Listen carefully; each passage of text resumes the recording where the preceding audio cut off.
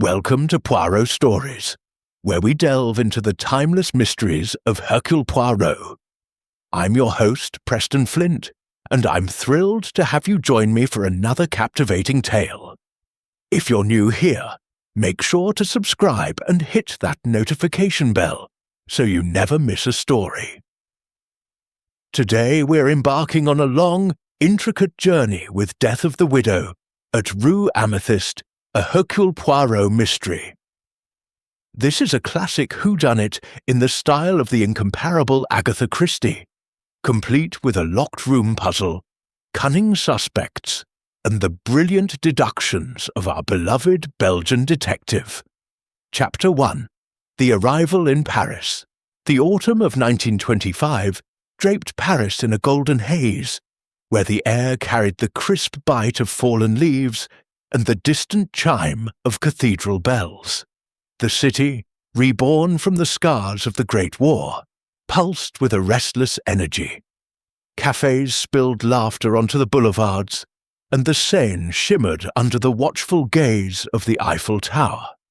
Yet our tale begins in a quieter corner, on Rue Amethyst, a narrow cobblestoned lane in the Marais district, where townhouses stood like silent sentinels, their wrought-iron gates guarding secrets as old as the stones beneath them. The street's name came from the amethyst-hued shutters adorning its grandest residence, number 7, a mansion that seemed to whisper of opulence and intrigue. Madame Elise Beaumont, the widow at the heart of our story, was a figure both revered and enigmatic. At 62, she carried herself with the regal poise of a bygone era, her silver hair swept into an elegant chignon beneath a perpetual veil of mourning black. Widowed a decade earlier when her husband, Philippe Beaumont, a titan in the trade of exotic gems, met an untimely end in a carriage accident, Elise had transformed her grief into a fortress of solitude. Her home at number 7 was a labyrinth of velvet-draped salons, crystal chandeliers that caught the light like captive stars, and shadowed alcoves that seemed to hold their breath. The walls, adorned with portraits of stern ancestors, bore witness to a life of wealth amassed from sapphires, emeralds, and, most notably, amethysts, gems that glittered in her private collection like fragments of a violet sky. Elise's days were a study in disciplined routine. She rose early, her mornings spent cataloguing her jewels in a private study, their facets catching the sunlight that filtered through barred windows. Afternoons might find her dictating letters to her secretary, her voice sharp yet melodic, or hosting rare salons where Paris's elite gathered to sip champagne and trade barbed pleasantries. Yet beneath this polished surface simmered a cauldron of tensions. Her fortune, rumoured to exceed 1,000,000 francs, was the subject of endless speculation. Parisian society whispered of her will, a document said to promise vast inheritances to a select few, her nephew, her business partner, perhaps even a charity, provided they met her exacting, often capricious, standards. Elise was no sentimentalist. Her favour was hard-won, her disapproval a guillotine. It was into this world of elegance and undercurrents that Hercule Poirot, the diminutive Belgian detective with the egg-shaped head and meticulously waxed moustache, arrived. His reputation preceded him. A man whose little grey cells unravelled mysteries that baffled lesser minds. Poirot had come to Paris at the urging of his old friend, Captain Arthur Hastings, whose letter had promised a respite from London's fog. "Mon ami," Hastings wrote, "come to Paris for tisanes, croissants, and the charm of the City of Light. We shall stroll the Champs-Élysées and forget the world's troubles." But Poirot, ever attuned to the whims of fate, suspected that trouble had a way of finding him. On the evening of October 15th, Poirot and Hastings sat at a candlelit table in a charming bistro near the Louvre, the air fragrant with garlic and butter. Over plates of escargots and a bottle of Bordeaux, they debated the finer points of French versus Belgian chocolate, Hastings animatedly defending the latter. "Really, Poirot, there's nothing like a praline from Brussels." Poirot, adjusting his tie with a fastidious flick, was about to retort when a messenger boy, no older than 12, darted through the bustling dining room, his cap askew. "Monsieur Poirot!" the boy panted, clutching a sealed envelope. "Urgent, from Inspector Giraud." Poirot's eyes gleamed, the prospect of a puzzle sharpening his senses. He opened the note with the precision of a surgeon, revealing Giraud's hurried scrawl. "Monsieur Poirot, a matter of utmost delicacy at Rue Amethyst. The widow Beaumont, dead in a locked room. Impossible circumstances. Your insight is needed at once." Hastings groaned, his fork pausing mid-air. "So much for our holiday, eh?" Poirot's smile was enigmatic. "Mon ami, the holiday. It is merely postponed. The grey cells, they demand exercise." He rose, his small frame radiating purpose, and hailed a taxi. The ride through Paris was a blur of gaslit streets, the clatter of hooves mingling with the distant strains of an accordion. Rue Amethyst appeared almost too quickly, its quiet elegance a stark contrast to the city's pulse. Number 7 loomed before them, its amethyst shutters catching the moonlight like jewels. The house was a masterpiece of Second Empire architecture, its facade adorned with carved cornices and ivy that clung like whispered secrets. A crowd had gathered outside, neighbours in silk dressing gowns, a gendarme keeping order, but the true drama lay within. Inspector Jean-Claude Giraud met them at the door, his burly frame filling the entrance, his moustache a rival to Poirot's own. "Poirot, thank you for coming," he said, his tone a mix of relief and begrudging respect. Giraud, a rising star in the Sûreté, had crossed paths with Poirot before, their rivalry tempered by mutual admiration. "It's a devil of a case. Madame Beaumont, found dead in her study, locked from the inside, no signs of entry. Poison, likely, but how? The room's a fortress." The foyer was a vision of grandeur. Marble floors gleamed under a chandelier that cast prismatic light, and a grand staircase spiraled upward like a nautilus shell.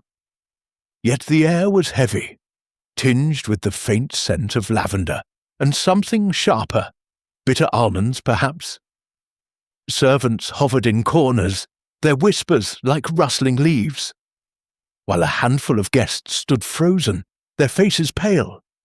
A maid dabbed at tears. A butler stood ramrod straight, his eyes darting.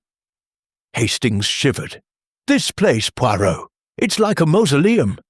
"Précisément," Poirot replied, his voice low, his eyes scanning every detail.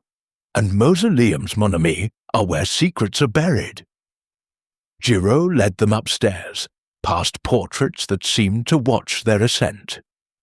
The study, on the second floor, was a sanctum of opulence and order. Bookshelves of polished mahogany lined the walls, their leather-bound volumes arranged with military precision. A massive oak desk dominated the room, its surface cluttered with papers, an inkwell, and a single teacup, its contents long cooled. Behind the desk hung a portrait of Philippe Beaumont, his stern gaze fixed on eternity. Iron bars adorned the windows, too narrow for passage, and the only door, solid oak with a heavy bolt, was locked when the body was found, the key still in the lock.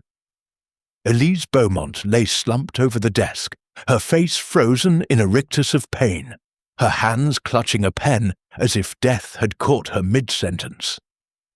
Her black dress pooled around her, the veil askew, revealing eyes that stared sightlessly.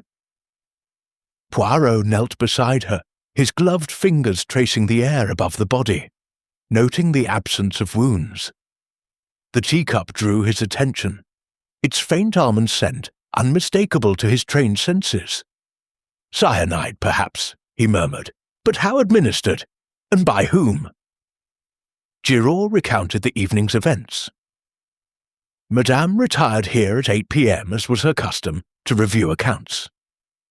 She told her maid Colette not to disturb her.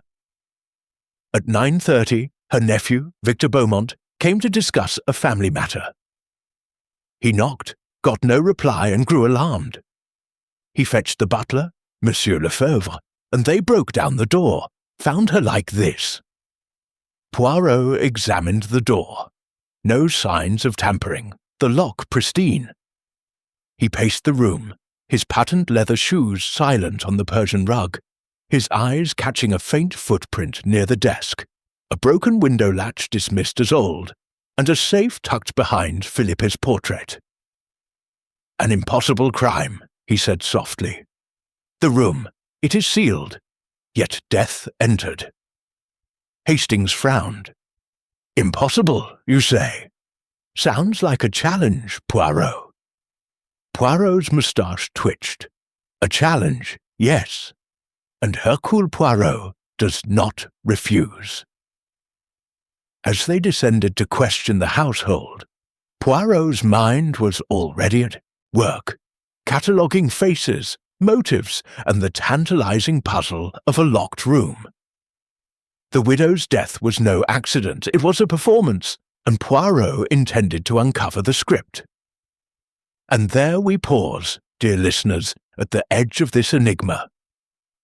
What secrets lie within number 7 Rue Amethyst? Who among the household harbours the heart of a killer? Join us next time as the mystery deepens. If you're captivated, give this video a thumbs up and share your theories in the comments. Where are you listening from? Until next chapter, this is Preston Flint, bidding you a mysterious evening from Poirot Stories. Stay curious. Chapter 2. The Locked Room Enigma, the night of October 15th, 1925, wrapped number 7 Rue Amethyst in a shroud of unease, the kind that seeps into the bones like Parisian fog. The grand townhouse, with its amethyst-hued shutters and marble foyer, stood silent save for the murmurs of servants and the heavy tread of Inspector Jean-Claude Giraud's boots. Hercule Poirot, his patent leather shoes gleaming under the chandelier's glow, ascended the grand staircase with Captain Arthur Hastings at his side. The air carried a faint trace of lavender, undercut by a sharper note. Bitter almonds, a scent that whispered of poison. Madame Elise Beaumont, the widowed mistress of this opulent mausoleum, had been found dead in her locked study, and the puzzle was one that piqued Poirot's meticulous mind. The study door, a slab of polished oak, hung slightly ajar where it had been forced open. Its bolt splintered, but the lock intact, the key still nestled inside. Giraud, his moustache bristling with impatience, gestured toward the room. "Here it is, Poirot. A proper conundrum. Madame Beaumont, dead at her desk. Cyanide, the coroner suspects. But the room was sealed tighter than a bank vault. No one in, no one out, except her, and she's not talking." Poirot stepped inside, his small frame dwarfed by the room's grandeur. The study was a fortress of intellect and wealth. Mahogany bookshelves stretched to the ceiling, their leather-bound tomes arranged with geometric precision. A massive oak desk dominated the centre, its surface cluttered with papers, a crystal inkwell, and a porcelain teacup, its contents a murky brown, long gone cold. Above the desk hung a portrait of Philippe Beaumont, Elise's late husband, his eyes stern as if judging the scene below. The windows, framed by heavy velvet curtains, were guarded by decorative iron bars, too narrow for even a child to slip through. A Persian rug softened the floor, its intricate patterns marred by a single faint footprint near the desk, barely visible in the lamplight. Elise Beaumont lay slumped over the desk, her black morning dress pooling like ink, her silver hair spilling from its chignon. Her face, frozen in a grimace of agony, spoke of a sudden, violent end. Her right hand clutched a pen, the nib pressed into an unfinished letter, while her left rested near the teacup. Poirot leaned, close, his gloved fingers hovering over the body, noting the absence of wounds. The faint almond-like scent from the cup confirmed Giraud's suspicion. Cyanide. A swift poison, Poirot murmured. But how did it find its way into her cup, and by whose hand? Hastings, peering over Poirot's shoulder, shivered. Ghastly business, Poirot. Locked in here, alone, and yet murdered. It's unnatural. Unnatural, perhaps, mon ami, Poirot replied, his eyes gleaming. But not impossible. The impossible is merely a challenge to the little grey cells. He straightened, his gaze sweeping the room with the precision of a metronome. The door's lock, he confirmed, showed no signs of tampering. The key, still in place, ruled out external manipulation. The window's bars were solid, their latches old but secure, one slightly loose but insignificant. A safe, hidden behind Philippe's portrait, caught his eye, its dial untouched. No secret panels or hidden passages, as a cursory tap of the walls suggested. The room? It is a locked box, Poirot said softly. Yet death entered. Fascinating. Giraud, pacing, recounted the evening's timeline with the gruff efficiency of a man eager to solve and move on.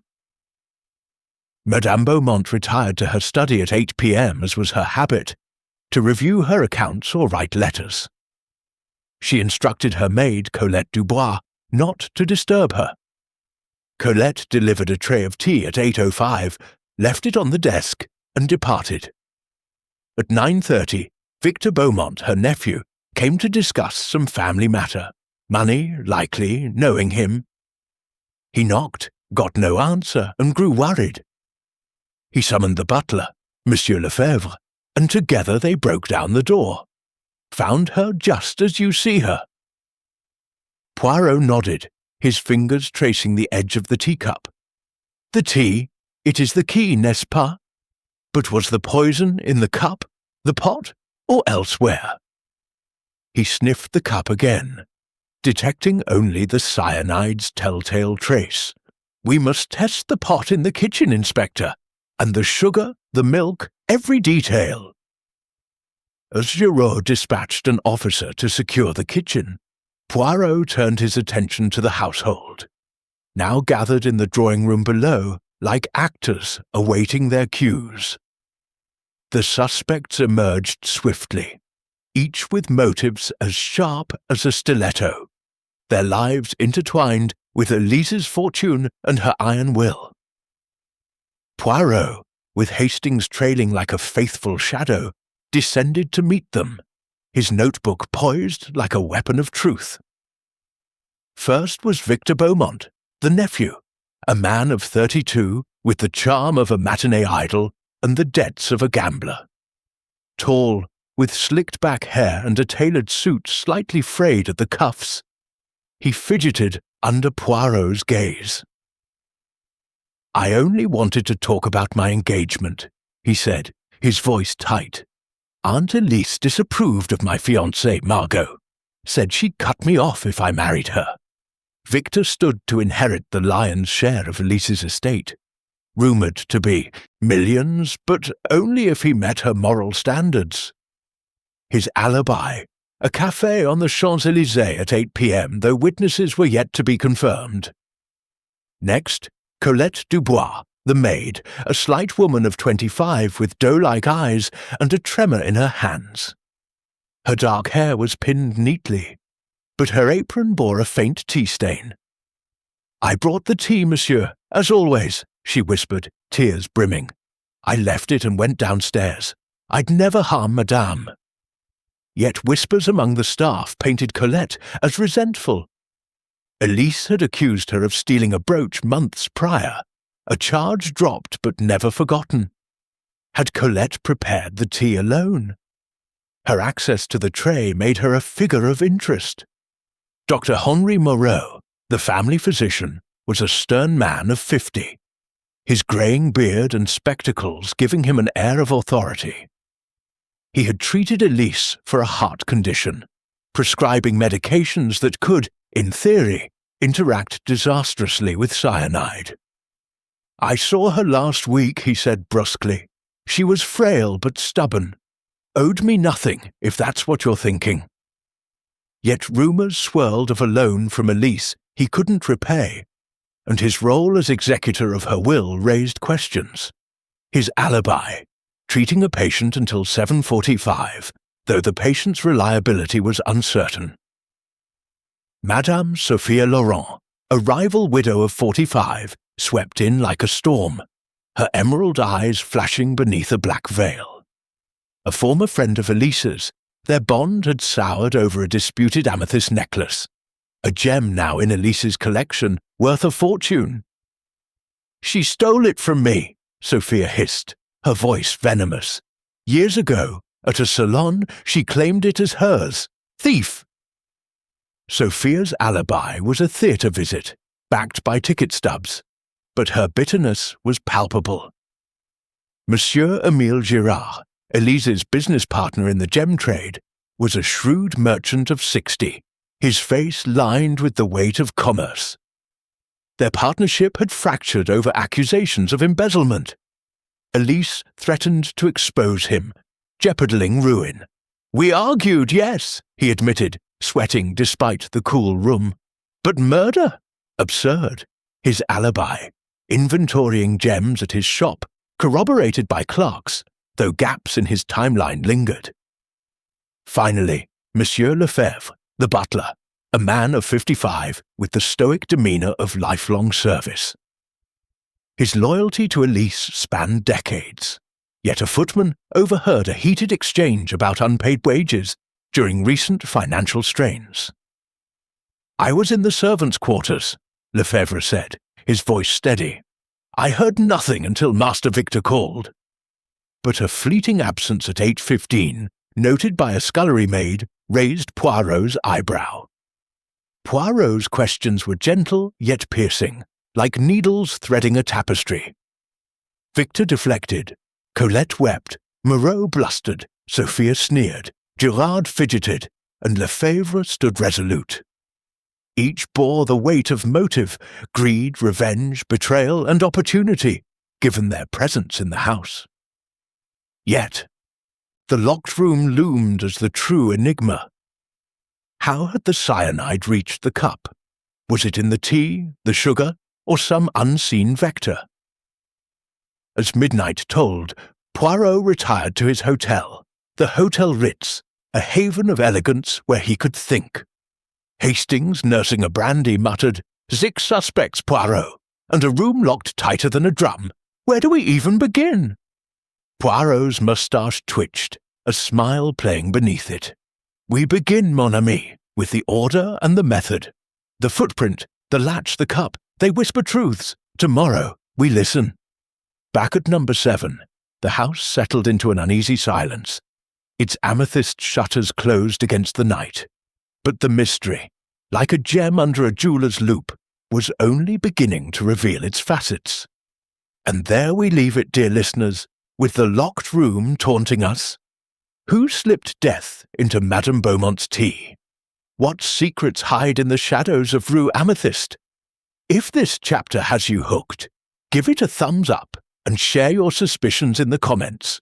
Who's your prime suspect? And don't forget, tell me where you're listening from.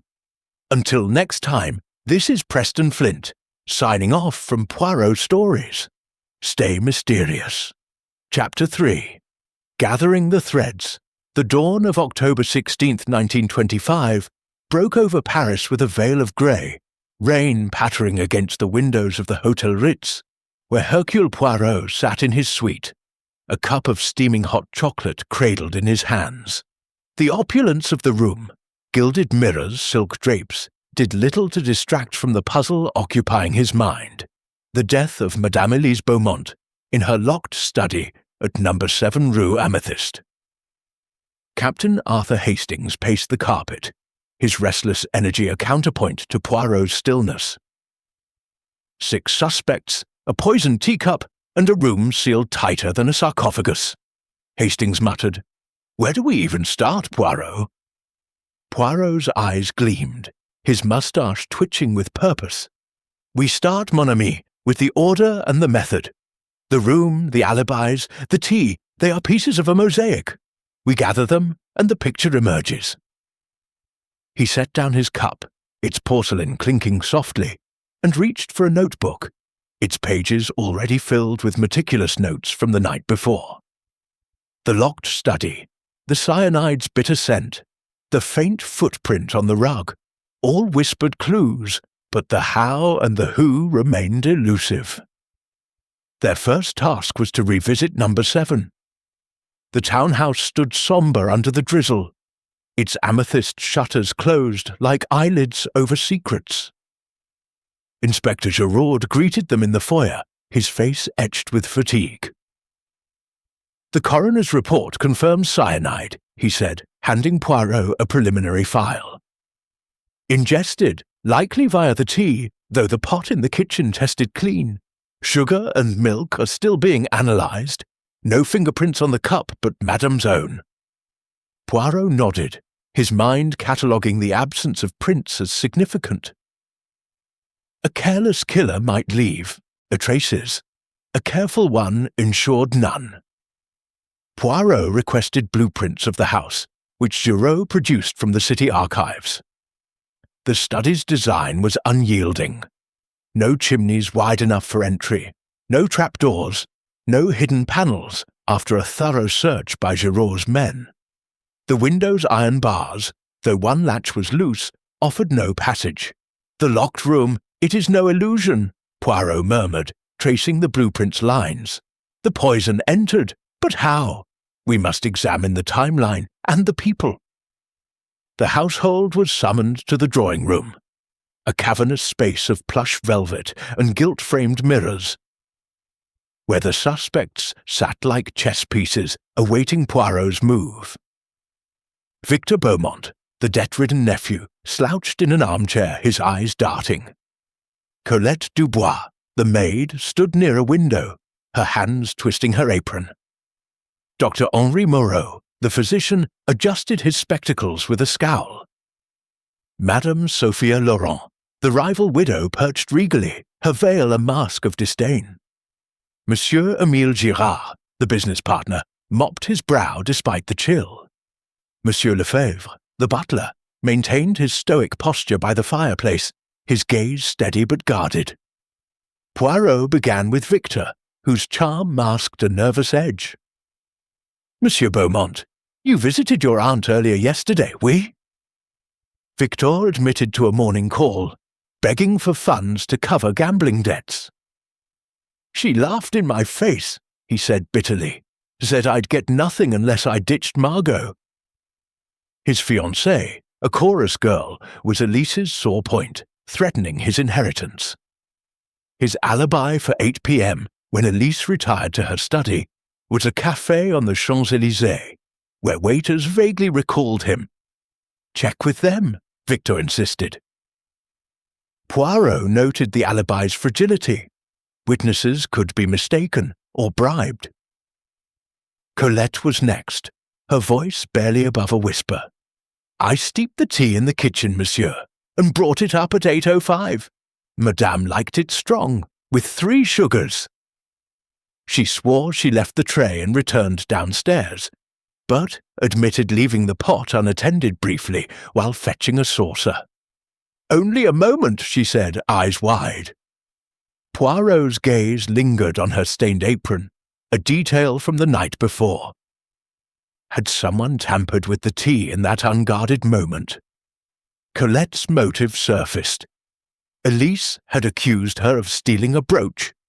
a charge that lingered like a stain on her reputation. Dr. Moreau bristled under questioning, his tone defensive. I prescribed for her heart. Digitalis, nothing more. Cyanide. Preposterous.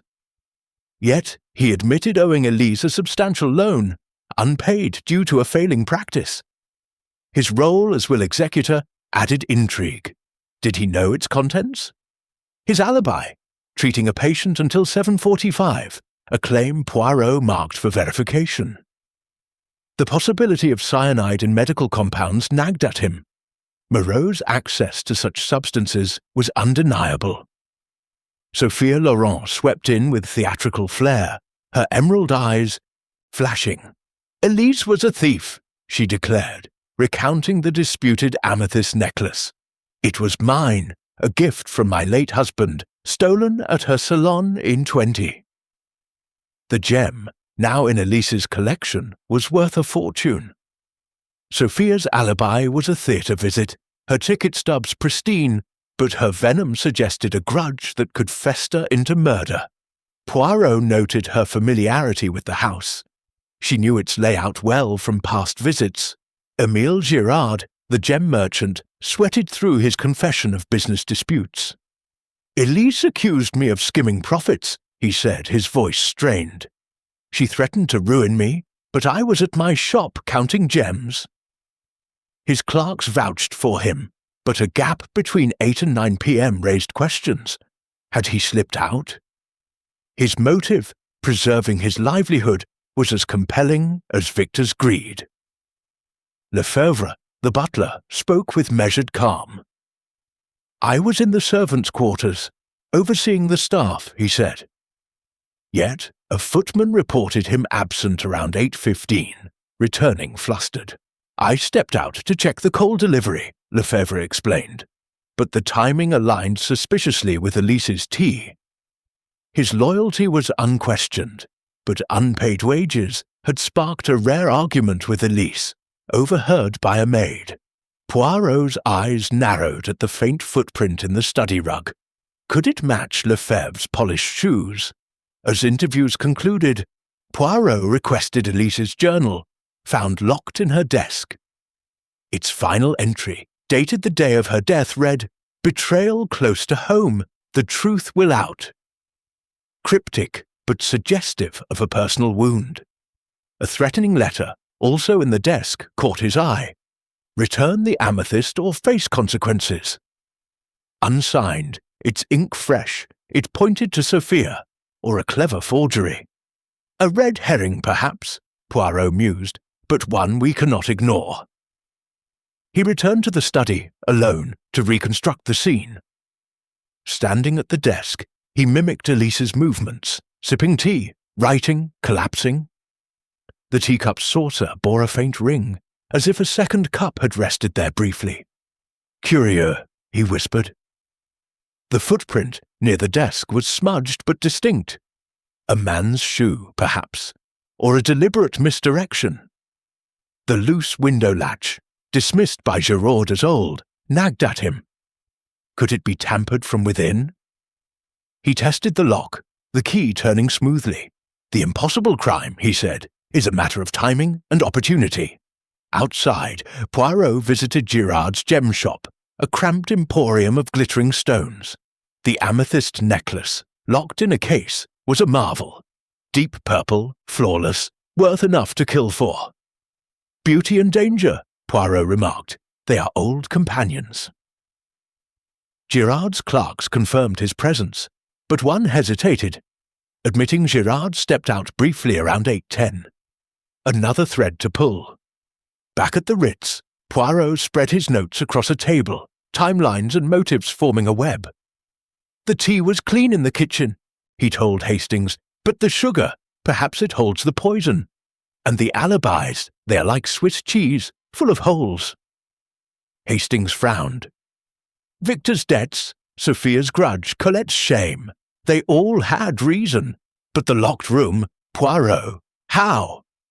Poirot's smile was enigmatic. The how, mon ami, is in the details. The footprint, the saucer, the letter, they speak. Tomorrow, we listen closer. As rain drummed against the windows, number 7 Rue Amethyst stood silent, its secrets locked as tightly as the study door. But Poirot's grey cells were alive, weaving threads into a pattern only he could yet see. And there we pause, dear listeners, with the mystery deepening. Who slipped cyanide into Madame Beaumont's tea? What does her journal's cryptic warning mean? If this chapter has you gripped, give it a thumbs up and share your prime suspect in the comments. Where are you listening from? Perhaps a snowy cabin or a sunlit patio? Until next time, this is Preston Flint, signing off from Poirot Stories. Stay curious. Chapter 4. Shadows of Deception. The morning of October 17th, 1925, draped Paris in a persistent drizzle, the cobblestones of Rue Amethyst glistening like polished obsidian. Number 7, the grand townhouse with its amethyst-hued shutters, stood as a silent witness to the enigma of Madame Elise Beaumont's death. Hercule Poirot, his overcoat immaculate despite the damp, stood in the foyer, his eyes tracing the spiral of the grand staircase as if it might lead to answers. Captain Arthur Hastings, ever the loyal companion, adjusted his hat, muttering, "This case, Poirot. It's a tangle of lies. Everyone's hiding something." "Précisément, mon ami," Poirot replied, his voice low and measured. "But lies? They are like shadows. They reveal as much as they conceal. We must follow the clues, however faint." His notebook, now thick with observations, detailed the locked study, the cyanide-laced tea, and the 6 suspects whose motives wove a web of greed, betrayal, and vengeance.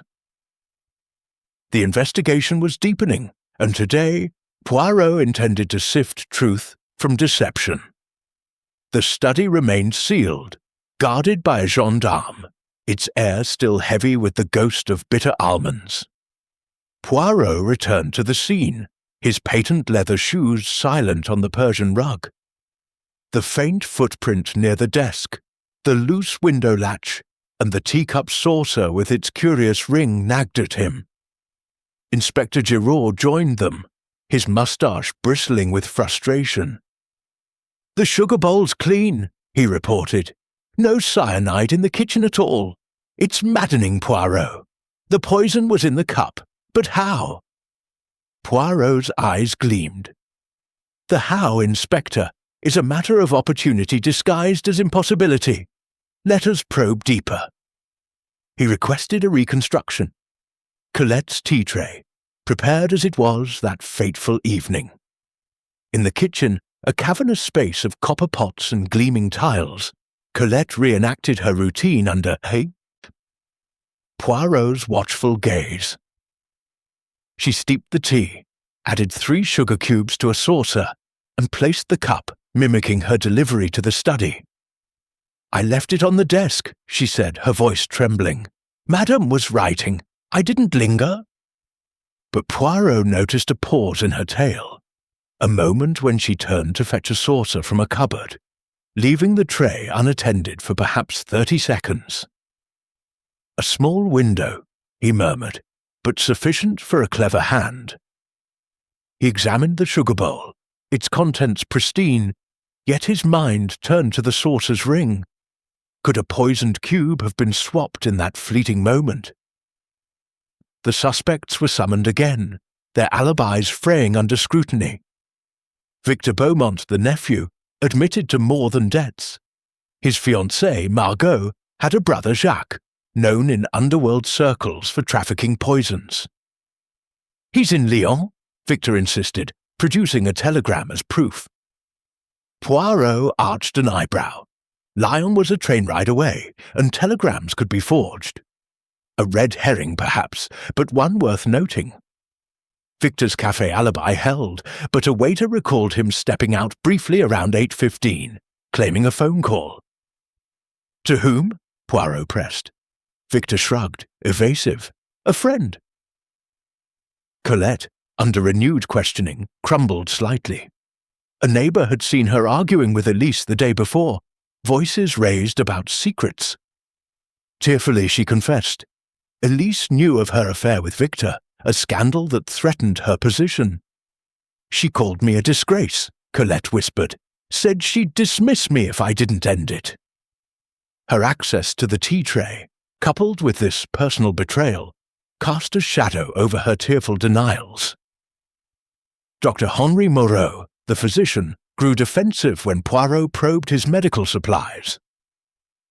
A ledger, reluctantly produced, showed cyanide compounds used for dental work, a plausible but convenient excuse.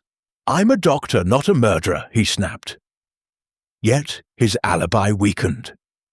The patient he claimed to treat until 7:45 was an elderly woman prone to confusion, her testimony unreliable. Moreau's unpaid loan to Elise and his role as will executor deepened his entanglement. Could he have slipped cyanide into the study, leveraging his medical knowledge? Madame Sophia Laurent, the rival widow, arrived with a flourish, her black veil framing a face taut with indignation.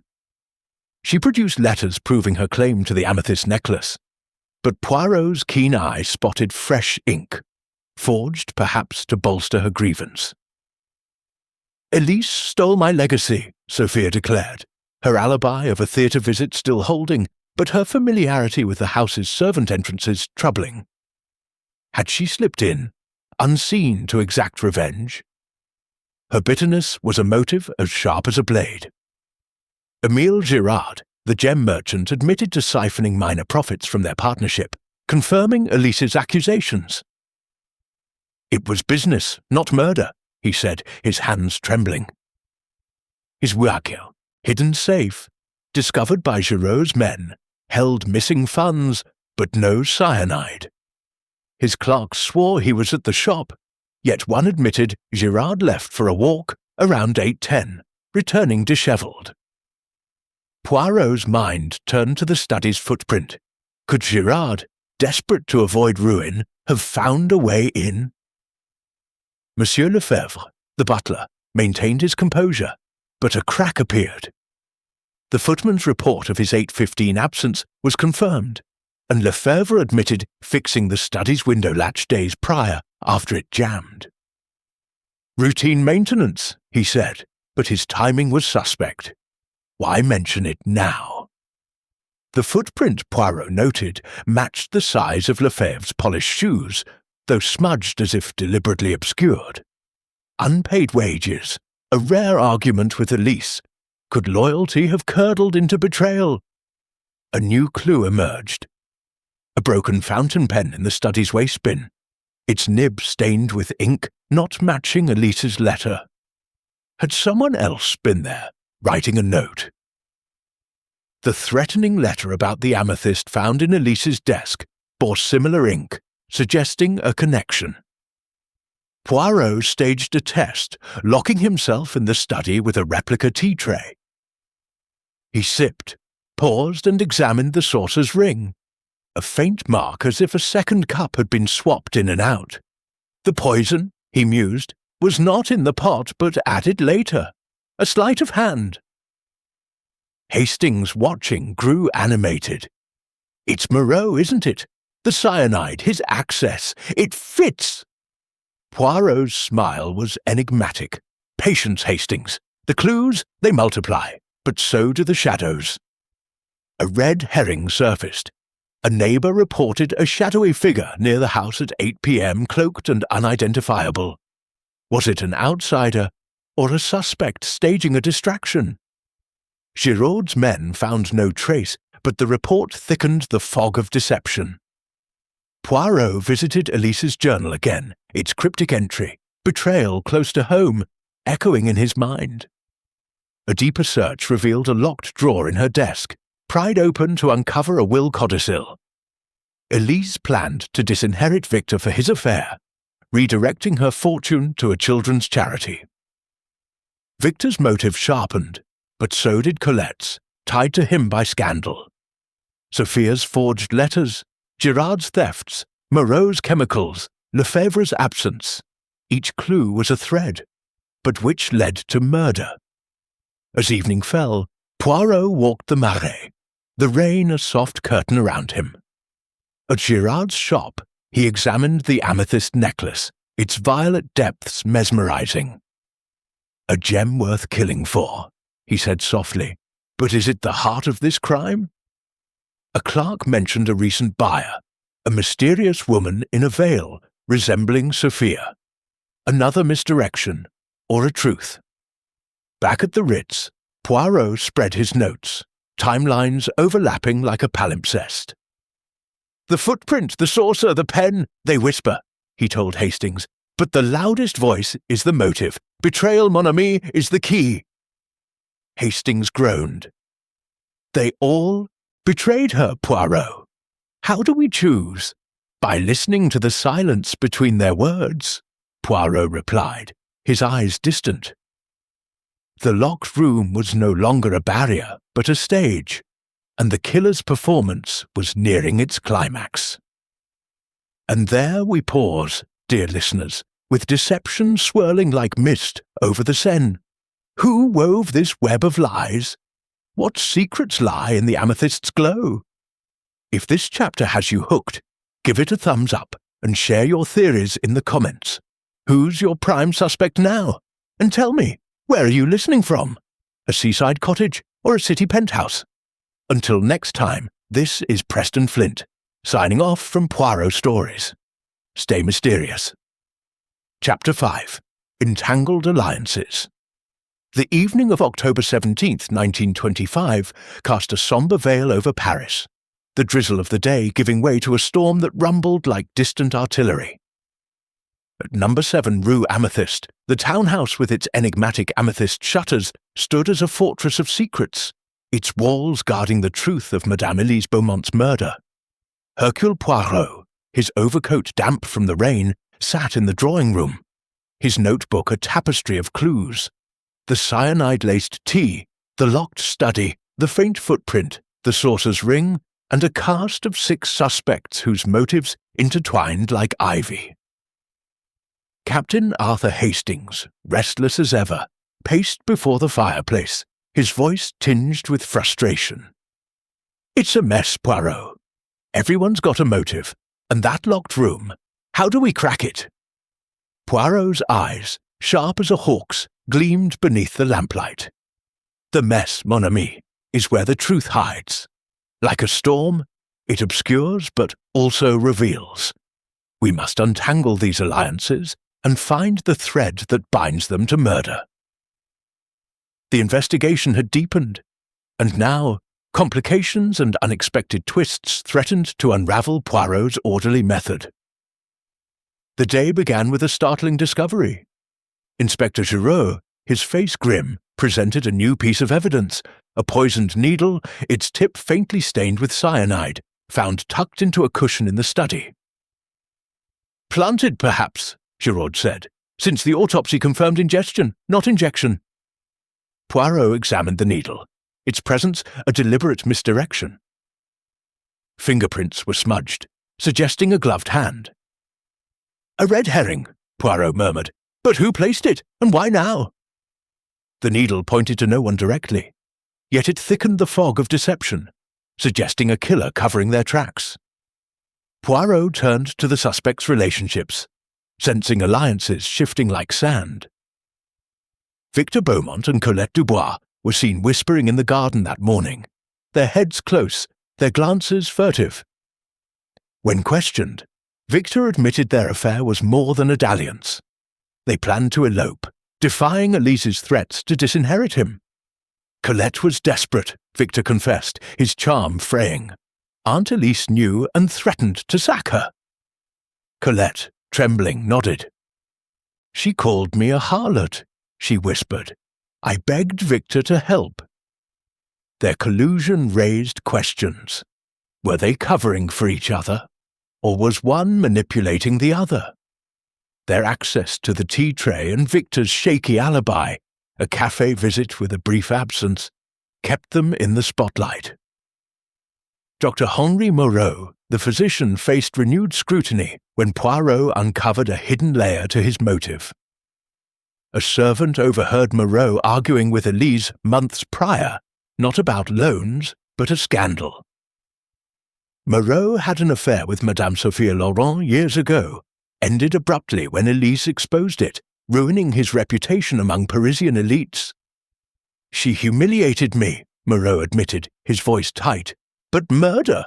I'm no fool. His cyanide compounds, ostensibly for dental work, were confirmed in his office, but the quantity was small. Enough for one dose? His patient alibi faltered further.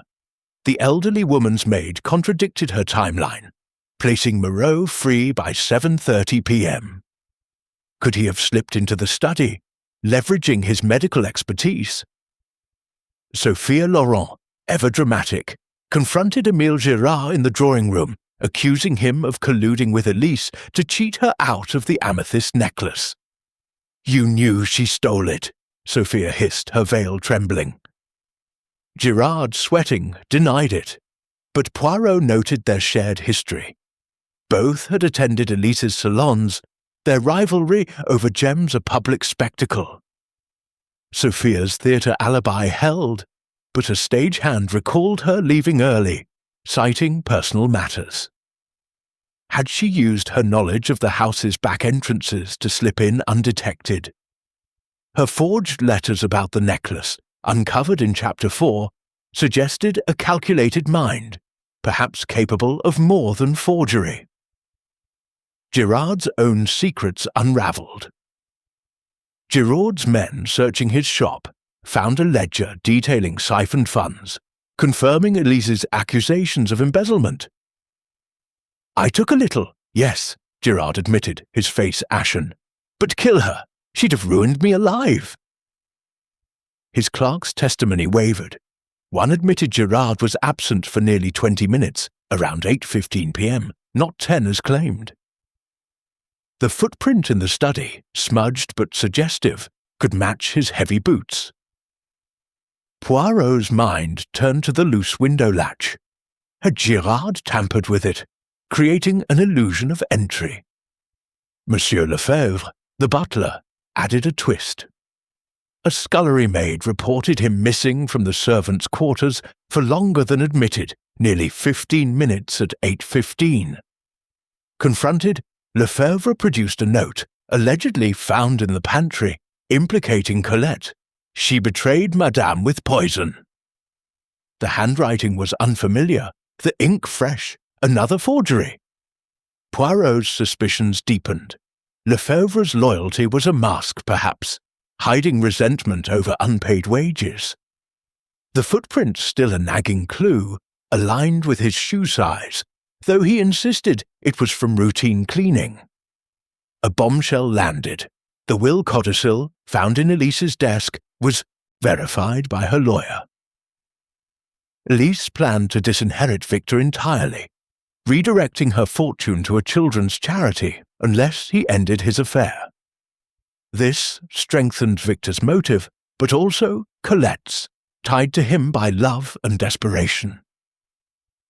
"She was going to ruin us both," Victor muttered, his hands shaking. Poirot noted their alliance. Could they have conspired? One distracting while the other poisoned. Giraud, impatient, arrested Girard for embezzlement, believing it tied to the murder. Poirot intervened, his voice calm but firm. "He is guilty of greed, Inspector, but murder requires proof. Release him for now." Giraud grumbled but complied, trusting Poirot's instincts. The needle, the note, the codicil, each was a complication, muddying the timeline. 8 p.m., Colette delivered tea. 8:15, Lefebvre and Girard were absent. 9:30, Victor and Lefebvre broke down the door. The cyanide, Poirot deduced, was added after the tea left the kitchen, likely in the study. A new twist emerged.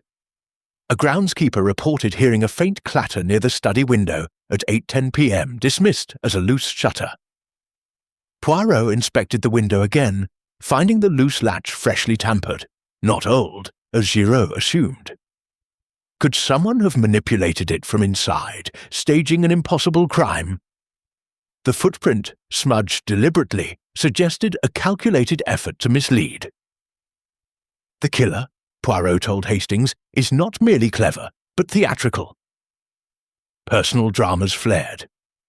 Sophia admitted sneaking into the house via a servant's entrance days prior, scouting for the amethyst. "I wanted proof," she said, her eyes defiant. Her knowledge of the house's layout deepened her opportunity. Moreau, cornered, confessed his affair with Sophia had resumed briefly, ended by Elise's threats to expose them again. A double motive, revenge and financial ruin, emerged. Colette, pressed further, admitted Elise blackmailed her over the affair, threatening to reveal it to the staff. Victor's forged threatening letter, uncovered earlier, was a clumsy attempt to scare Elise into leniency, but it backfired, drawing suspicion. Poirot staged another reconstruction, this time with all suspects present. He placed a sugar cube in a saucer, mimicking Elise's habit of 3 sugars. The poison, he said, was likely in a single cube, dissolved subtly. He watched their faces, Victor's flush, Colette's tears, Moreau's scowl, Sophia's smirk, Girard's sweat, Lefebvre's stoicism. The saucer's ring, he noted, could indicate a swapped cube, removed before discovery. But who had the moment to act? Hastings, exasperated, whispered, "It's a conspiracy, Poirot. Victor and Colette, or maybe Sophia and Moreau, they're all in it." Poirot's smile was enigmatic. "Or none, mon ami. The alliances, they shift, but the truth remains fixed." The storm outside raged, lightning illuminating the amethyst shutters, casting violet shadows across the room. Night fell. Poirot walked the Marais, his mind a whirl of threads.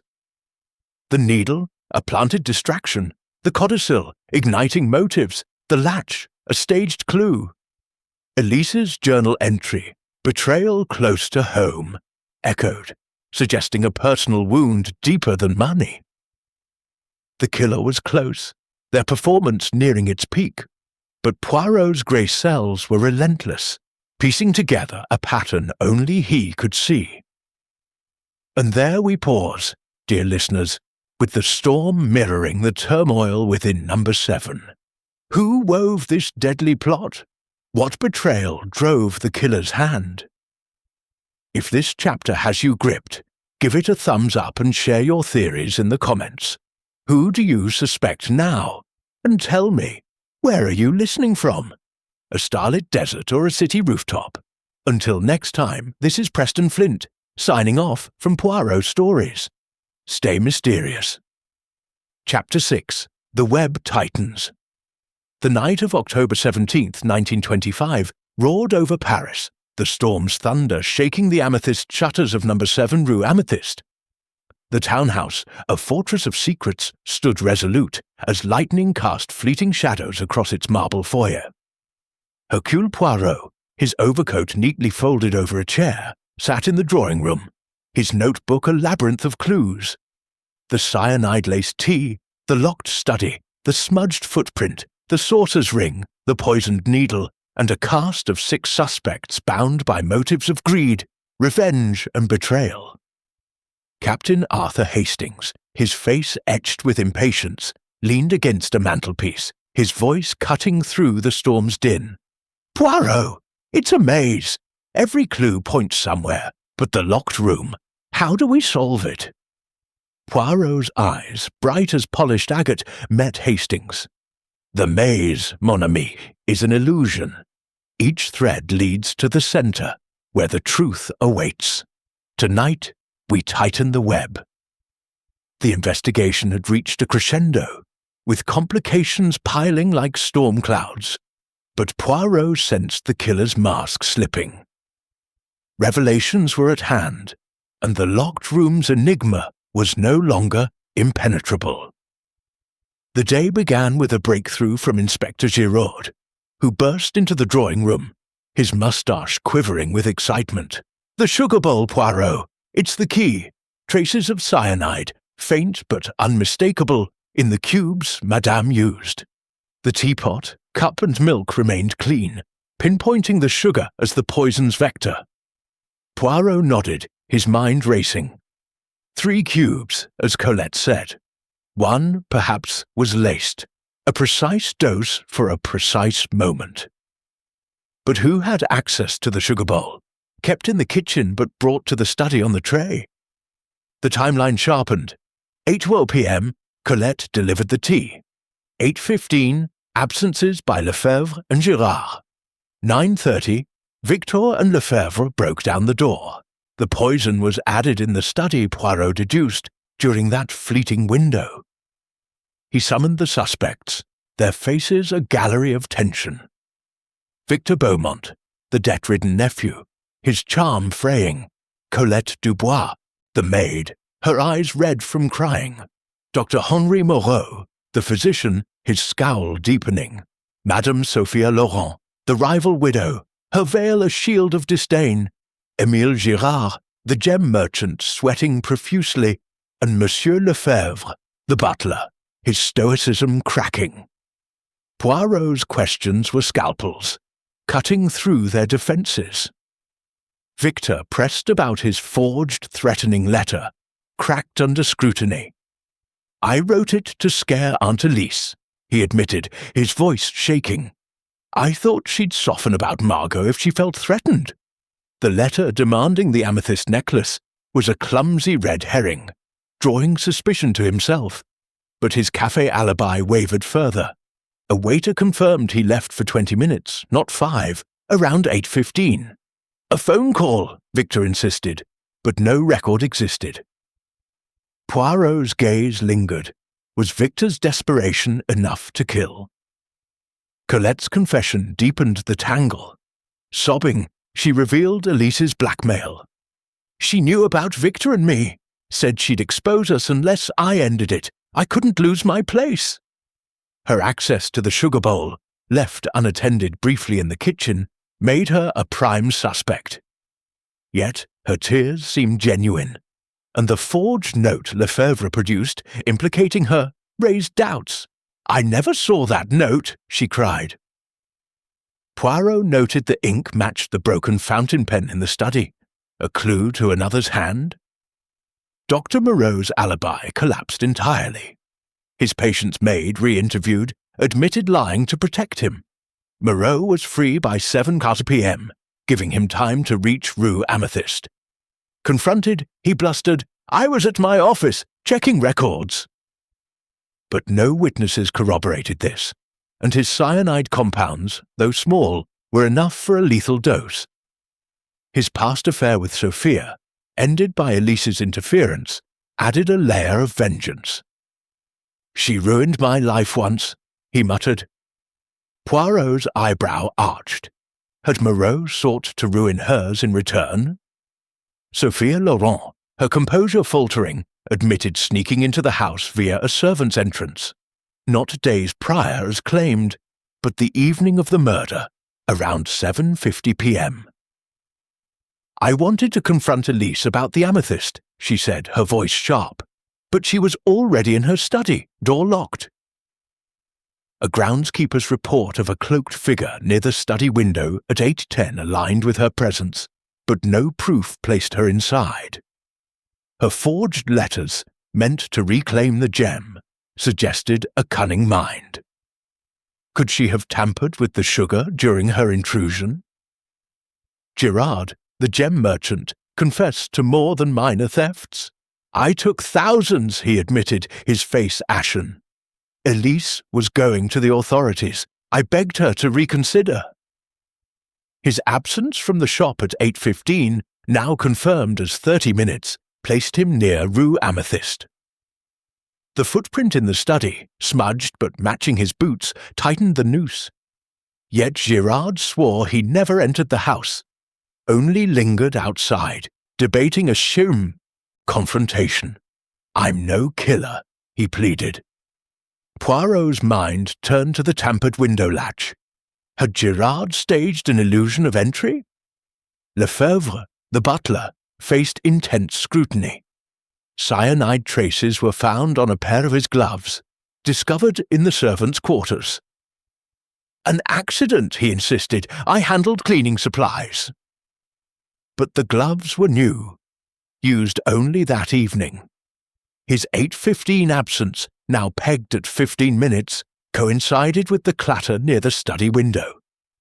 The forged note implicating Colette bore ink from the broken pen, and Lefebvre admitted handling Elise's desk days prior.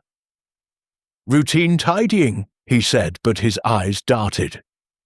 The footprint, still a nagging clue, matched his shoes precisely. Had loyalty turned to poison? Poirot staged a dramatic reconstruction in the study, gathering all suspects. He placed a sugar cube in a saucer, mimicking Elise's habit. "The poison was in one cube," he said, his voice slow and deliberate. "Added in this room, after the tray arrived. The saucer's ring suggests a swap. A poisoned cube dissolved, the cup briefly moved." He watched their reactions. Victor's flush, Colette's gasp, Moreau's clenched jaw, Sophia's narrowed eyes, Gerard's sweat, Lefebvre's stillness. The needle, he revealed, was planted post-mortem to mislead, its smudged prints a telltale sign of calculation. A new twist emerged. Elise's journal, re-examined, contained a hidden page, torn but recovered, revealing a bombshell.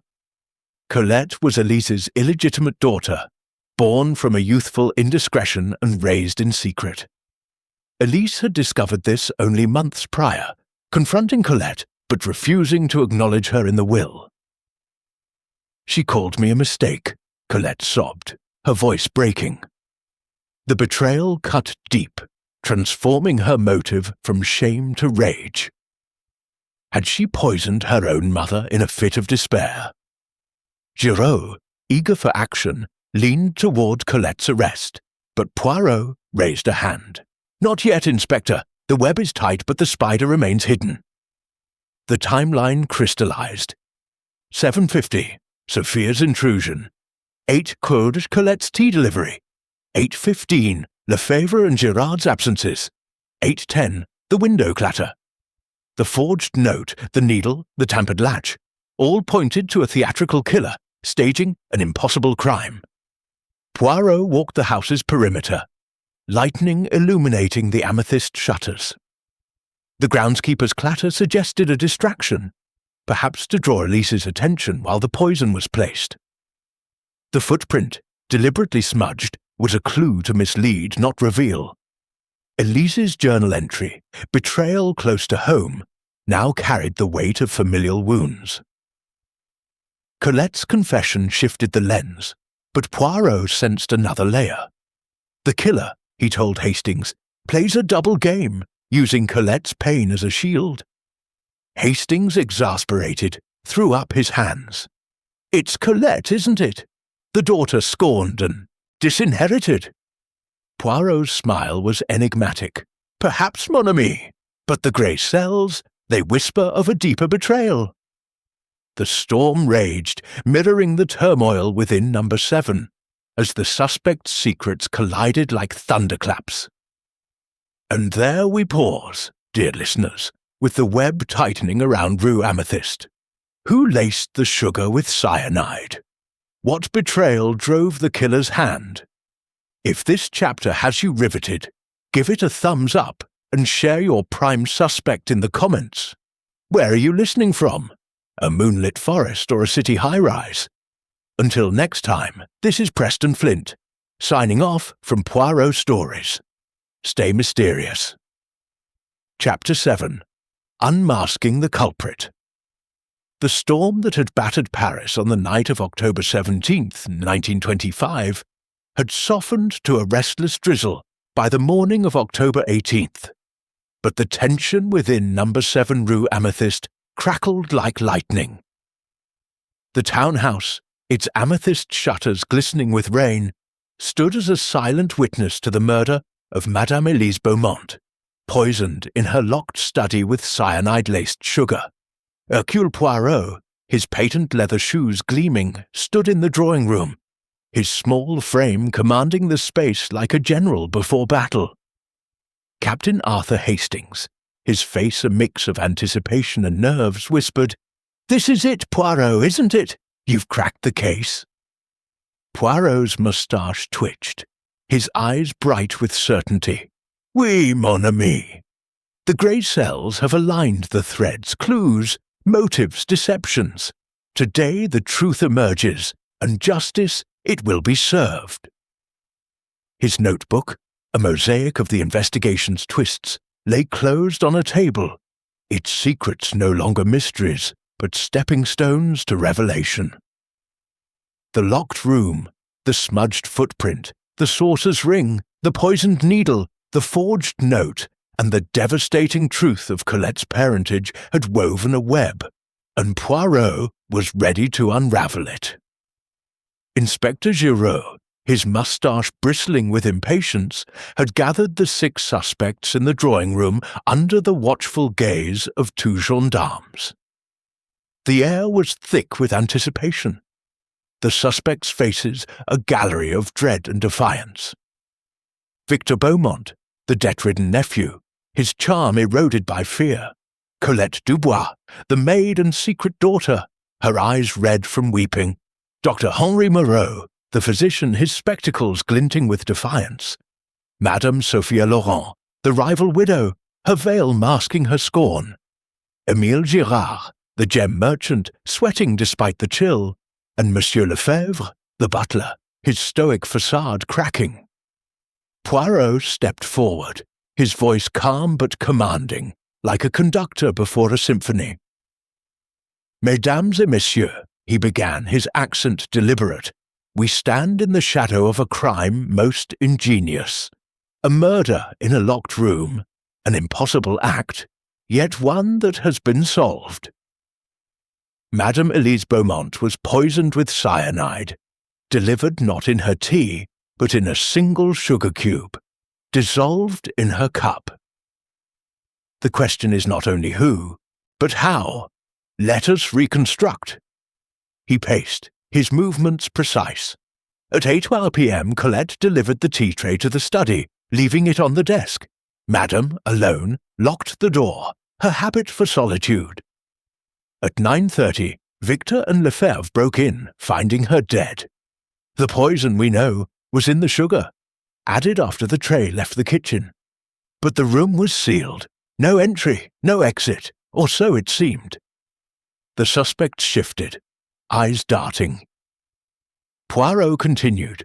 The clues, they speak. The faint footprint near the desk, smudged but deliberate.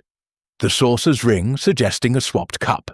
The tampered window latch, not old but manipulated. The poisoned needle, planted to mislead. The forged note accusing Colette, written with ink from a broken pen. And the journal, revealing Madame's secret, Colette, her illegitimate daughter, rejected and disinherited. Colette stifled a sob, Victor's hand twitching toward her. Poirot's gaze swept the room. Each of you had motive. Victor, your debts and the threat of disinheritance. Colette, the pain of rejection by your own mother. Dr. Moreau, a ruined reputation and unpaid loans. Madame Laurent, a stolen amethyst and burning grudge. Monsieur Girard, the threat of exposure for embezzlement. Monsieur Lefebvre, unpaid wages and a crack in your loyalty. But only one of you turned motive into murder. He paused, letting the silence weigh heavy. Let us consider the alibis. Victor, your café visit falters, 20 minutes unaccounted for. Colette, your tea tray was unattended, a window for poison. Dr. Moreau, your patient lied, freeing you by 7:10 p.m. Madame Laurent, you entered the house at 7:50 unseen. Monsieur Girard, your shop absence stretched to 30 minutes. Monsieur Lefebvre, your gloves bore cyanide, your absence at 8:15 suspect. Yet the locked room narrows the field. Poirot turned to the study's blueprint, pinned to a board. The door, locked from within, the key in place. The windows barred. No panels, no passages. But one detail unlocks the puzzle. The key itself. He held up a replica key, its brass glinting. A duplicate existed, hidden in the house, known to one who moved freely. Gasps rippled through the room. Colette, you had access to Madame's keys, yes?" Colette nodded, trembling. "I dusted her desk, monsieur, but I never—" Poirot raised a hand. "The duplicate was used at 8:15, when a clatter was heard near the window, a distraction staged to draw Madame's attention. The killer entered, swapped a poisoned sugar cube, and left, relocking the door. The sorcerer's ring confirms this. A second cup, briefly placed, removed to hide the swap.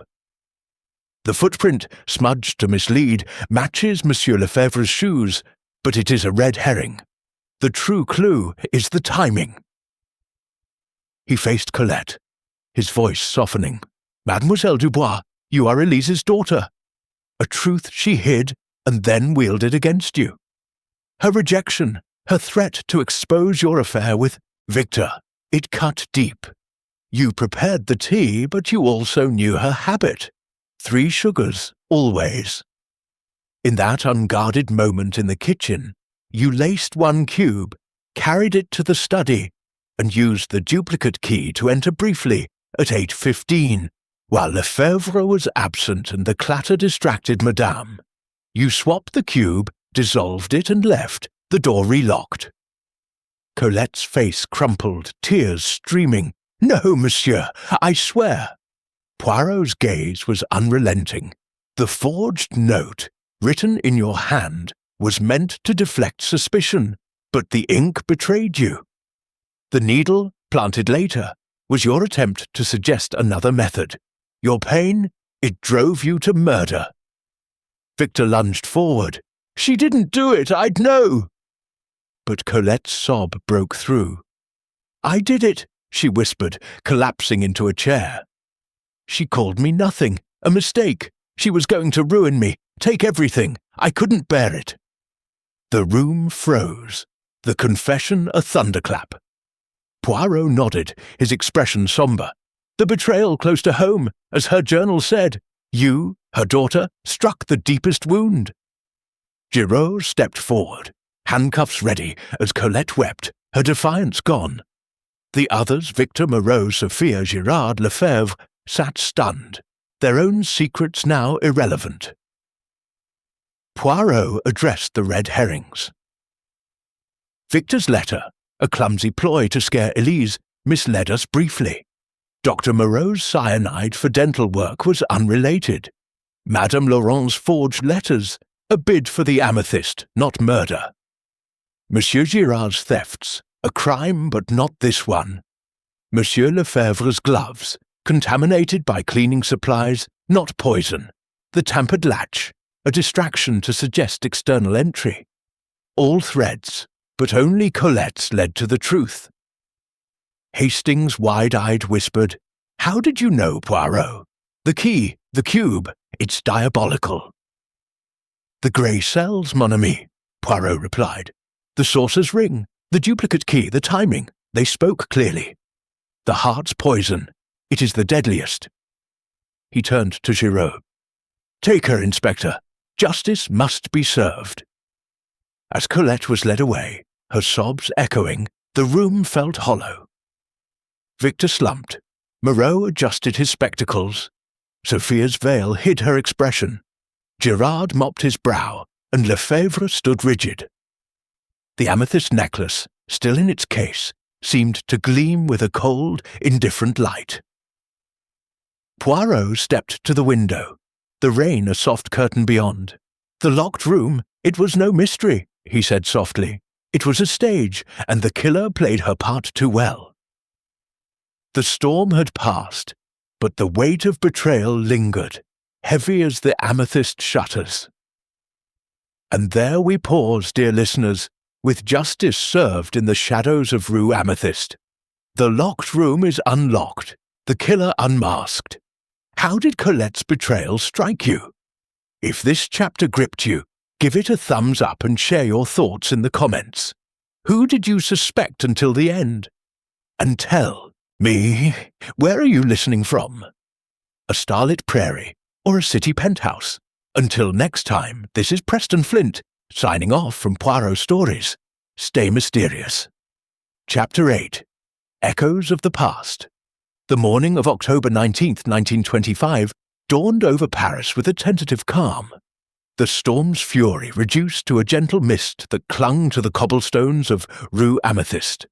Number 7, its amethyst shutters catching the pale light, stood quieter now, as if exhaling after the tempest of Madame Elise Beaumont's murder. The locked room mystery had been solved. Colette Dubois, the maid and Elise's secret daughter, had confessed to poisoning her mother with a cyanide-laced sugar cube, driven by the sting of rejection and disinheritance. Yet for Hercule Poirot, the case was not fully closed. The truth, like a gem, had facets that demanded further examination. He sat in the townhouse's drawing room, his patent leather shoes gleaming, his notebook closed but heavy with the weight of resolved clues. Captain Arthur Hastings, nursing a cup of tea, gazed at him with awe. "You did it, Poirot. Unmasked her in that locked room. But it feels unfinished, doesn't it?" Poirot's moustache twitched, his eyes distant. "Oui, mon ami. The crime is solved, but the heart of it, the echoes of the past, they linger. We must listen to them to understand the whole." The drawing room, with its velvet drapes and gilt mirrors, felt less oppressive now. But the air carried the weight of betrayal. A mother's cruelty and a daughter's despair. Inspector Giraud, his usual brusqueness softened by the case's resolution, joined them, his moustache less bristling than before. "Colette's in custody," he reported. "She's confessed fully. Cyanide from a stolen vial, hidden in her room. The duplicate key was found in her belongings, tucked in a sewing box. Case closed, Poirot." But Poirot's nod was measured. "The law is satisfied, Inspector, but the human heart, it demands more answers. Let us tie the loose threads." The household, though diminished by Colette's arrest, remained a gallery of shaken souls. Victor Beaumont, the nephew, sat slumped in an armchair, his once dashing demeanour dulled by guilt and loss. Dr. Henri Moreau, the physician, adjusted his spectacles, his face etched with relief but also shame. Madame Sophia Laurent, the rival widow, stood by a window, her veil lifted to reveal weary eyes. Émile Girard, the gem merchant, mopped his brow, his embezzlement exposed but overshadowed by murder. Monsieur Lefebvre, the butler, maintained his stoic posture, though his hands trembled slightly. Poirot had summoned them one last time, not to accuse, but to clarify, to lay bare the echoes that had shaped this tragedy. He began with Victor, whose affair with Colette had been a catalyst. "Monsieur Beaumont, your love for Colette, it was genuine, yes?" Victor nodded, his voice hoarse. "I loved her, monsieur. I didn't know she was her daughter. Thought we could escape together, away from Aunt Elise's control." Poirot's gaze softened. "Your forged letter, it was a foolish act, but it masked Colette's deeper pain. You were her shield, unwittingly."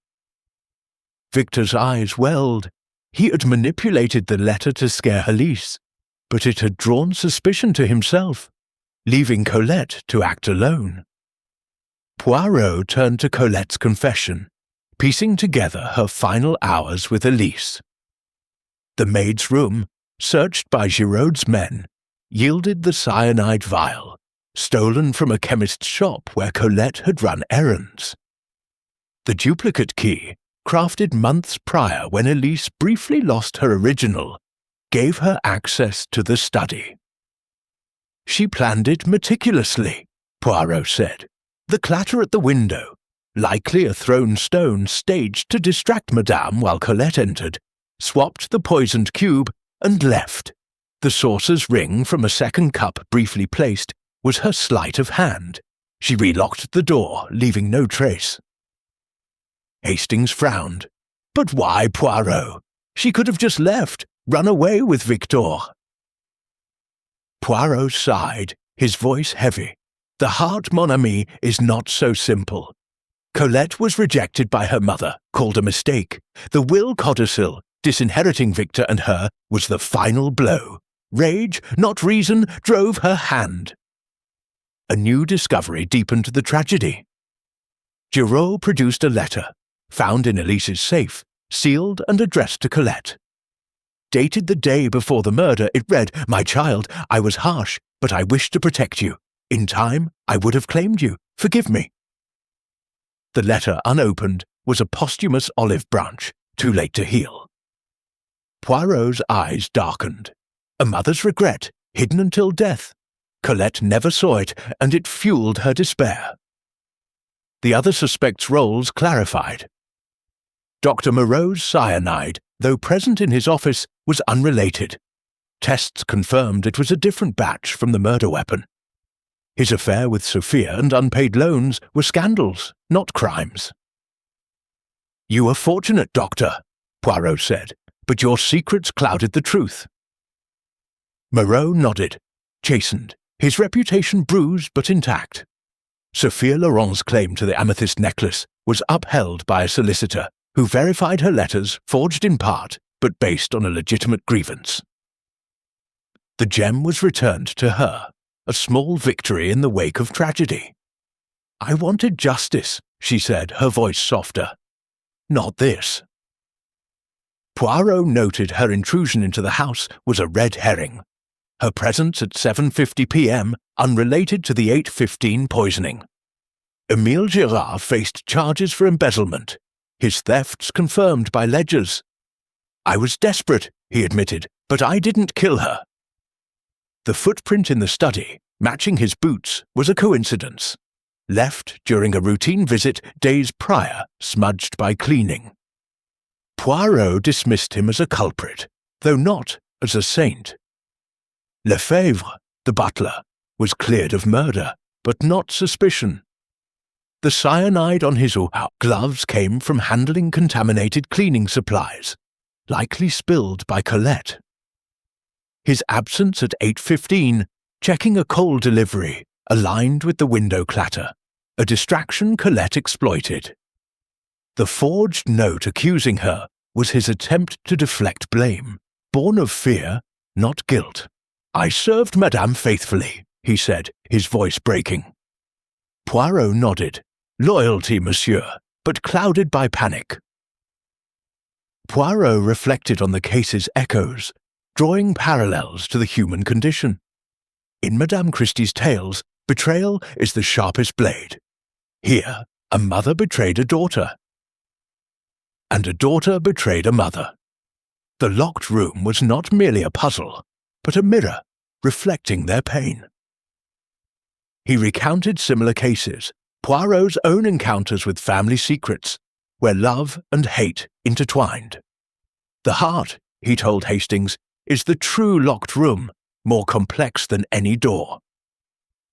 The household began to disperse. Victor, devastated, vowed to support Colette through her trial, though her fate was grim. Sophia, clutching the amethyst, left for her own townhouse, her victory hollow. Girard faced financial ruin, Moreau his tarnished name, and Lefebvre a diminished role, the house's future uncertain. Number 7, once a beacon of wealth, felt like a tomb, its chandeliers dimmed. Poirot and Hastings stepped into the foyer, the marble gleaming under soft light. "The sorcerer's ring, the duplicate key, they were the keys," Poirot said. But the true lock was Colette's heart, broken by rejection. Hastings marvelled. "You saw it all, Poirot. The grey cells, they never fail." Poirot's smile was wistful. "They see, mon ami, but they also mourn. Justice is served, but peace it is harder won." Outside, the mist parted, revealing Rue Amethyst's quiet beauty, its secrets laid bare, but its scars enduring. And there we pause, dear listeners, with the echoes of betrayal lingering in number 7. Colette's confession closes the case, but what of Elise's hidden forgiveness? If this chapter moved you, give it a thumbs up and share your thoughts in the comments. how did the mother-daughter tragedy strike you? And tell me, where are you listening from? A snowy mountain lodge or a seaside villa? Until next time, this is Preston Flint, signing off from Poirot Stories. Stay mysterious. Chapter 9. Reflections in Amethyst.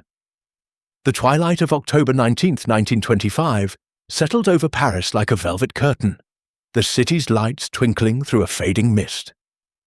Rue Amethyst, with its cobblestoned charm, seemed to breathe easier now, its secrets laid bare by the resolution of Madame Elise Beaumont's murder. Number 7. The grand townhouse with its amethyst shutters stood quiet, its opulent halls no longer echoing with the chaos of betrayal. Hercule Poirot, his overcoat draped over his arm, walked the Seine's banks with Captain Arthur Hastings, the river's gentle ripples reflecting the city's newfound calm. The case was solved.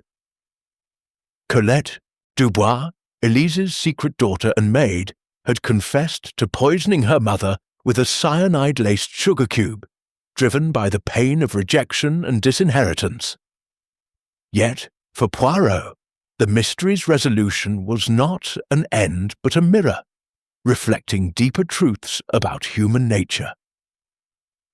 Hastings, his steps brisk despite the evening's serenity, glanced at Poirot. "It's done, isn't it? Colette's behind bars, justice served.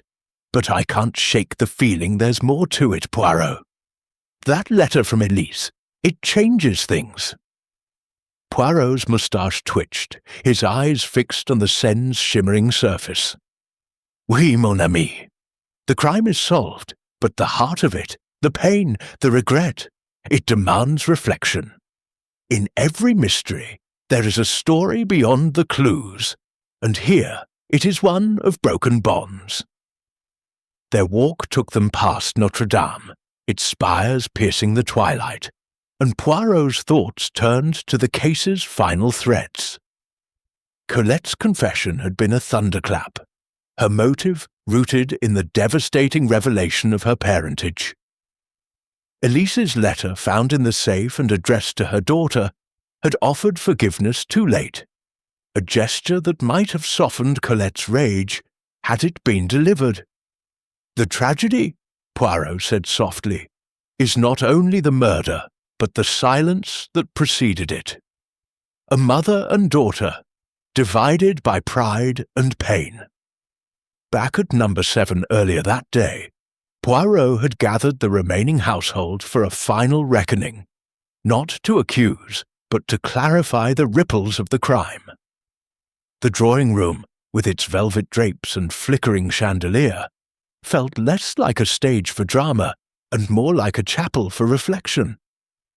Victor Beaumont, his face haggard, sat with a glass of brandy.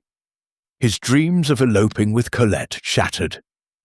Dr. Henri Moreau, his reputation bruised, stood by a bookshelf, his spectacles catching the light. Madame Sophia Laurent, now in possession of the disputed amethyst necklace, lingered near a window, her expression softened by the case's weight. Émile Girard, facing financial ruin for his embezzlement, slumped in a chair, his bravado gone. Monsieur Lefebvre, the butler, stood by the fireplace, his loyalty to the house now tinged with sorrow. Poirot addressed them with a quiet authority. "Mesdames et messieurs, the truth has been revealed, but its echoes remain. Colette's act was not merely a crime, but a wound, born of a mother's rejection and a daughter's despair. Let us understand the past, that we may move forward." Victor spoke first, his voice raw. "I didn't know she was Elise's daughter, monsieur. I thought we could start over, away from all this." Poirot nodded, his gaze gentle. "Your love for Colette was true, but it blinded you to her pain. Your forged letter, meant to sway Madame, only deepened the suspicion around you. Victor's role as a red herring had been unwitting, his desperation to secure his inheritance a distraction from Colette's deeper motive." He vowed to stand by her through her trial. Though the guillotine loomed as a grim possibility in 1920s France. Sophia Laurent, clutching the amethyst necklace, spoke with uncharacteristic humility. I wanted justice for what Elise took from me, but not this. She was my friend once. The necklace, now legally hers, felt heavy with the cost of victory. Poirot's investigation had cleared her of murder, her intrusion into the house a mere bid to reclaim her gem. You sought to right a wrong, Poirot said, but your forgeries clouded the truth. In Paris, beauty hides darkness, and you walked that line. Dr. Moreau, his pride dented, admitted his affair with Sophia, and Elise's role in its ruin had fueled his resentment. I hated her for it, he confessed, but I didn't kill her. His cyanide compounds, a potential clue, were unrelated to the murder weapon, and his faltering alibi, free by 7 p.m., proved irrelevant. Poirot's tone was firm but kind. Your secrets, Doctor, were a shadow, but not the crime. Learn from this and guard your honor. Émile Girard, his embezzlement exposed, faced a bleak future. I took what I could, he said, his voice hollow, but murder never. The footprint in the study, matching his boots, was a coincidence from a prior visit, and his absence from the shop at 8:15 was a desperate attempt to plead with Elise, not kill her. Poirot dismissed him with a warning. Greed, monsieur, is a poison of its own. You escape one charge, but not another. Lefebvre, the butler, stood tall despite his trembling hands. The cyanide on his gloves, from contaminated cleaning supplies, and his forged note accusing Colette were acts of panic, not malice. I wanted to protect the house, he said. Madame was my life. Poirot's gaze softened. Your loyalty was true, but fear led you astray. The footprint, your absence, they were missteps, not murder. A final twist emerged, deepening the tragedy. A servant clearing Elise's study found a hidden diary entry tucked in a book of poetry. Dated a week before her death, it read, I see Colette's face and know my sin. I cannot claim her, but I will provide for her somehow. Elise had planned to amend her will, perhaps to include Colette, but hesitated, her pride a barrier. The codicil disinheriting Victor was a test, not a final act. She meant to reconcile, Poirot told Hastings, but time was stolen from her. Poirot reflected on the case's echoes, drawing parallels to Agatha Christie's tales of family and betrayal. In her stories, the heart is the true battlefield. Here, a mother's silence and a daughter's rage created a tragedy as old as time. He recalled cases like the murder of Roger Ackroyd, where personal wounds drove the crime, and saw Colette's act as a mirror to such tales. The locked room, he said, was not just a puzzle, but a symbol of their estrangement, sealed by misunderstanding. The house's future was uncertain. With Elise gone and Colette imprisoned, Number 7 faced sale, its wealth dispersed to charities as per the will. Victor, disinherited, planned to leave Paris, perhaps to rebuild with Margot. Sophia, with her necklace, sought a quieter life. Moreau and Girard faced their respective reckonings, while Lefebvre vowed to stay until the house changed hands. A loyal sentinel to the end, as Poirot and Hastings strolled the Seine, the city's beauty felt bittersweet. Justice is served, Poirot said, but it does not heal. In Paris, as in life, beauty hides darkness, and we must seek the light. Hastings nodded, marvelling. You saw it all, Poirot. The key, the sugar, the pain. How do you do it? The grey cells, mon ami, Poirot replied, his voice soft. They see the clues, but they also feel the human heart. The Seine flowed on, carrying the echoes of Rue Amethyst into the night, a reminder that even solved mysteries leave scars. And there we pause, dear listeners, with reflections cast in the amethyst's glow. The case is closed, but its lessons linger. What did Elise's hidden forgiveness mean to you? If this chapter moved you, give it a thumbs up and share your thoughts in the comments. Who touched you most in this tragedy? And tell me, where are you listening from? A starlit meadow or a city loft? Until next time, this is Preston Flint, signing off from Poirot Stories. Stay mysterious. Chapter 10. Farewell to the Mystery. The evening of October 20th, 1925 bathed Paris in a golden twilight, the Seine sparkling like a ribbon of molten amber under the setting sun. Rue Amethyst, its cobblestones polished by days of rain, seemed to exhale a quiet relief, as if the street itself had been holding its breath. Number 7, the grand townhouse with its amethyst-hued shutters, stood silent, its opulent halls emptied of the chaos that had gripped it since Madame Elise Beaumont's murder. The locked room mystery had been solved. Colette Dubois, the maid and Elise's secret daughter, had confessed to poisoning her mother with a cyanide-laced sugar cube, driven by the agony of rejection and disinheritance. Hercule Poirot, his overcoat neatly folded, sat in the familiar bistro near the Louvre where this tale began, a cup of rich Belgian chocolate before him. Captain Arthur Hastings, his face softened by the case's resolution, raised a glass of wine. "To you, Poirot," he said, "another triumph for the grey cells." Poirot's moustache twitched, a wistful smile beneath it. "A triumph, mon ami, perhaps, but justice, it leaves a bitter taste when the heart is so wounded." The bistro's warmth, with its clinking glasses and murmured conversations, contrasted with the chill of the tragedy they had unravelled. The case was closed, but its echoes, betrayal, regret, and unspoken love, demanded a final reflection. Earlier that day, Poirot had returned to number 7 for a last walk through its halls, his patent leather shoes echoing on the marble foyer. The house, soon to be sold, felt like a relic, its chandeliers dimmed, its velvet drapes heavy with memory.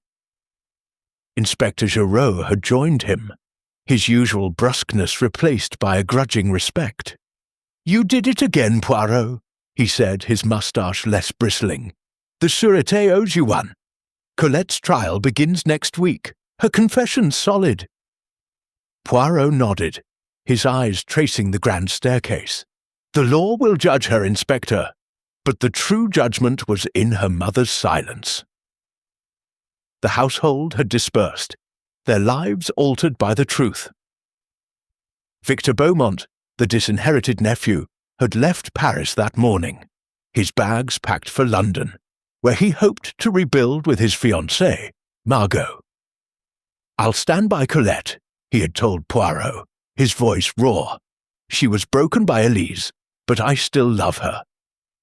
His forged letter, a clumsy attempt to sway his aunt, had been a red herring, but his loyalty to Colette endured. A flicker of hope in the tragedy. Poirot had wished him strength, knowing the road ahead would be steep.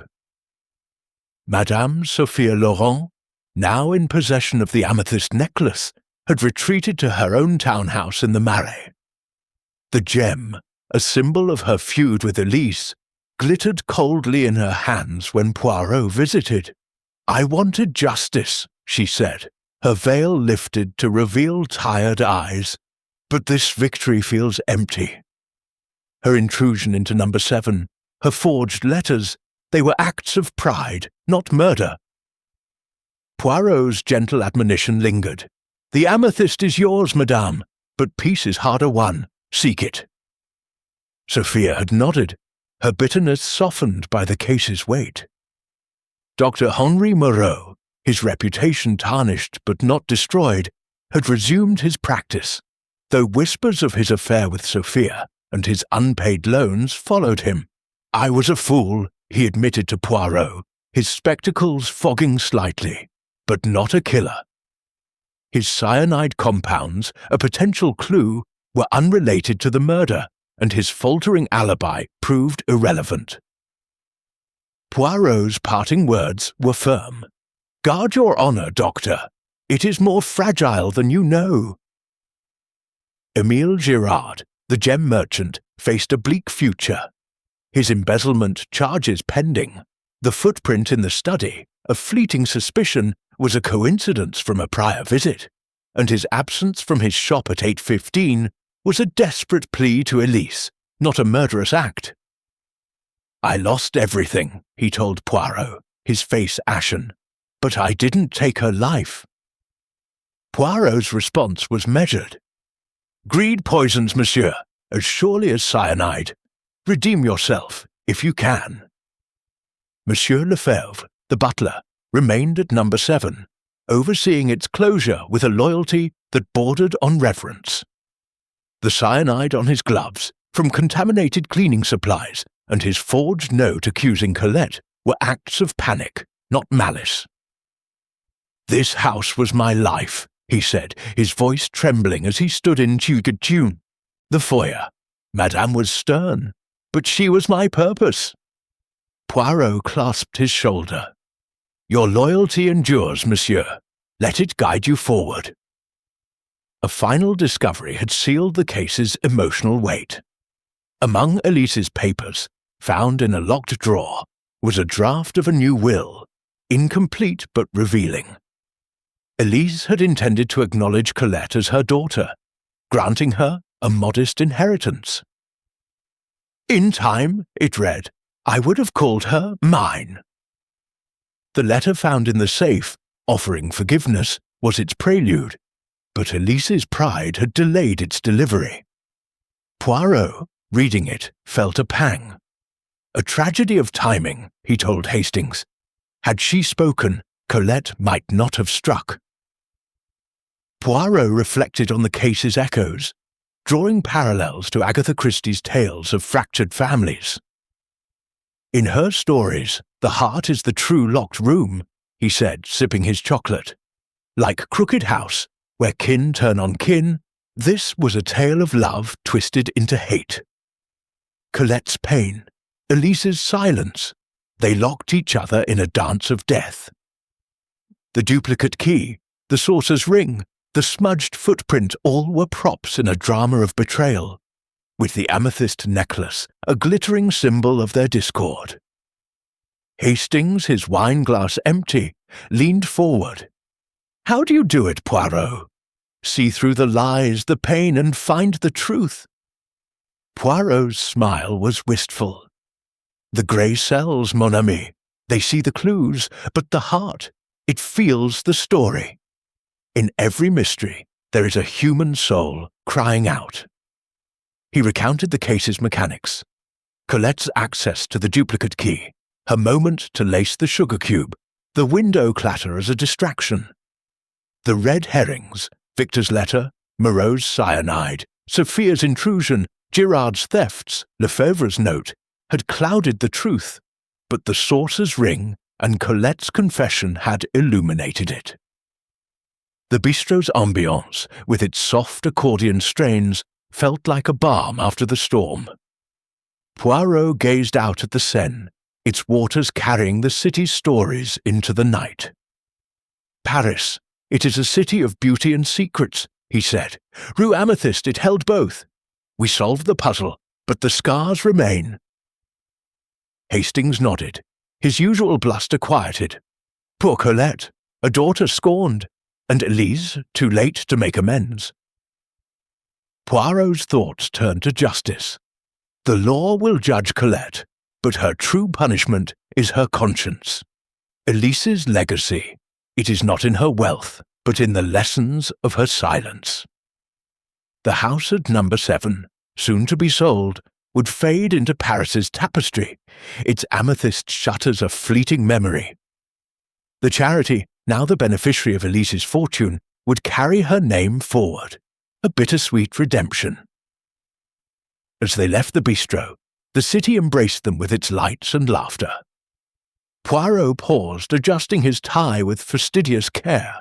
Life, Hastings, is the greatest puzzle. We solve one mystery, only to face another. Hastings grinned. Until the next one, then. Poirot's eyes twinkled. Précisément. The grey cells, they never rest. And there we conclude, dear listeners, with the mystery of Rue Amethyst laid to rest. The locked room is open, the truth revealed, but its echoes linger in the heart. If this tale captivated you, give it a thumbs up and share your reflections in the comments. What moved you most? Colette's pain, Elise's regret, or Poirot's brilliance? And tell me, where are you listening from? A moonlit desert or a city rooftop? Thank you for joining us on this journey. This is Preston Flint, signing off from Poirot Stories.